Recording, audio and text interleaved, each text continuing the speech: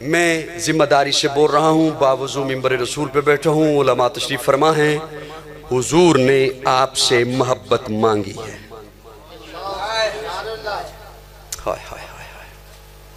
یہ کاش یہ جملہ اگر مجھے سمجھ آ جائے، آپ کو سمجھ آ جائے، ہم رات سو نہ سکیں، یقین جانو۔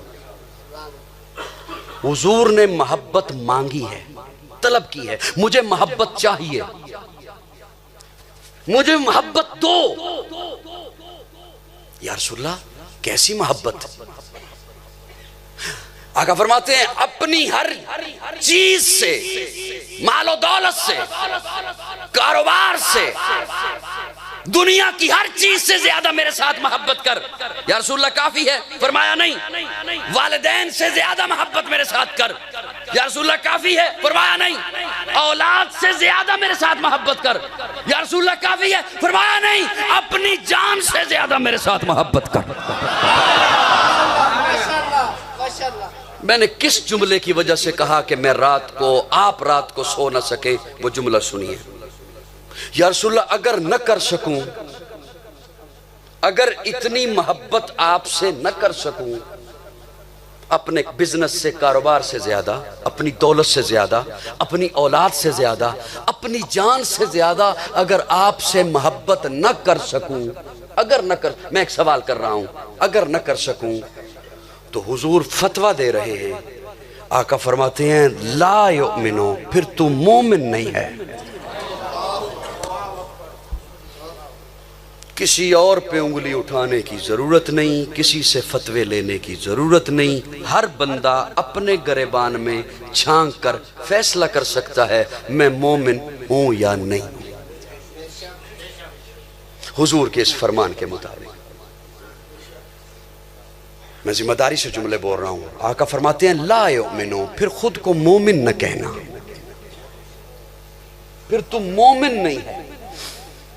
اب سوال یہ ہے جلال پور والو، اگر آقا یہ فرماتے ہیں مجھ سے اتنی محبت کرو جتنی اولاد سے کرتے ہو، یقین جانو بڑی بات ہے۔ اگر آقا یہ فرماتے ہیں مجھ سے اتنی محبت کرو جتنی اپنی جان سے کرتے ہو، یقین جانو بڑی بات ہے۔ اگر آقا یہ فرماتے ہیں مجھ سے اتنی محبت کرو جتنے اپنے پیاروں سے کرتے ہو، یقین جانو بڑی بات تھی۔ آقا نے یہ کیوں فرمایا اس سب سے زیادہ کرو؟ اجازت ہو تو میں اس کا ترجمہ کھولوں آپ کے سامنے؟ اسے اپنائیں گے یا یہاں چھوڑ کے چلے جائیں؟ جی اپنائیں گے نا انشاءاللہ۔ اور یہ دھیان رکھیے گا، یہ کتنی زندگی ہے، 10 سال، 20 سال، 40 سال، 50 سال، اس کے بعد تو اولاد بھی آئے گی۔ قاری صاحب کے پاس کے دعا کریں اللہ بابا جی کو سنبھال لیں۔ کتنی زندگی ہے، آقا کا سامنا ہونا ہے۔ اس زندگی اچھا یہ تو اختتام پر چلی جائے گی، ختم ہو جائے گی، اور جہاں ہم نے جانا ہے وہ تو ختم ہی نہیں ہونی۔ وہاں سے کہاں جائیں گے؟ وہاں سے کہاں نکلیں گے آگے؟ وہاں سے کیا راستہ ہوگا؟ یہ مت سمجھیے کہ ہم فانی ہیں، ختم ہو جائیں گے۔ میں ذمہ داری سے جملے بول رہا ہوں، انسان فانی نہیں ہے۔ اعلان کیا ہوتا ہے مسجد میں؟ فلاں کا انتقال ہو گیا۔ جیسے آپ کچہریوں میں جا کے کہتے ہیں زمین کا انتقال ہو گیا، زمین ختم ہو گئی؟ نہیں، اس کے نام تھی، اب اس کے نام منتقل ہو گئی۔ آپ کا انتقال ہونا ہے، آپ نے منتقل ہونا ہے، ختم نہیں ہونا۔ اور اگر ایمان نہ ہوا تو پھر وہاں جا کے کیا کریں گے؟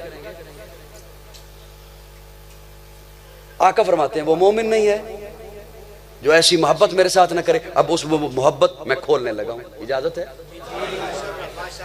میری بات سمجھ آ رہی ہے ذرا؟ آقا فرماتے ہیں وہ مومن نہیں ہے۔ توجہ، یا رسول اللہ آپ نے یہ فرمایا کہ سب سے بڑھ کے مجھ سے محبت کرو۔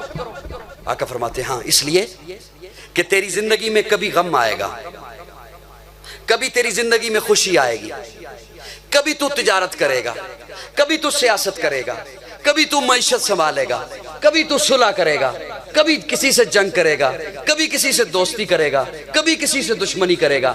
ہر ایک کی زندگی میں آتے ہیں نا یہ موقع، ہر موقع پر ایک طرف ہوگا میرا حکم،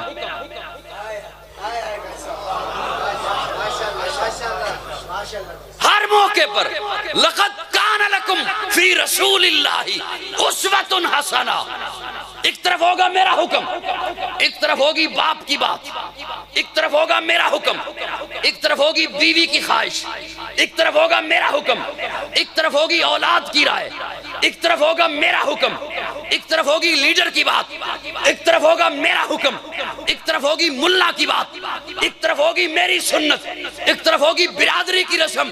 اگر محبت کا حکم ہوتا برابر، تو کہتا چاہے حضور کی مانو چاہے باپ کی مانو حکم برابر ہے، چاہے حضور کی مانو چاہے بیوی کی مانو حکم برابر ہے، چاہے حضور کی مانو چاہے ملا کی مانو حکم برابر ہے، چاہے حضور کی مانو چاہے برادری کی مانو حکم برابر ہے۔ آقا فرماتے ہیں مت سمجھنا حکم برابر ہے، حکم برابر نہیں ہے۔ لا یؤمن احدکم حتی اکون احب الیہ من والدہ وولدہ والناس اجمعین۔ جب کسی بات پر، کسی موقع پر، کسی پوائنٹ پر، کسی پہلو پر میرا حکم آ جائے، پھر سب کی باتیں جوتے کی نوک پہ رکھ دے، محمد کے دامن سے جڑ جا۔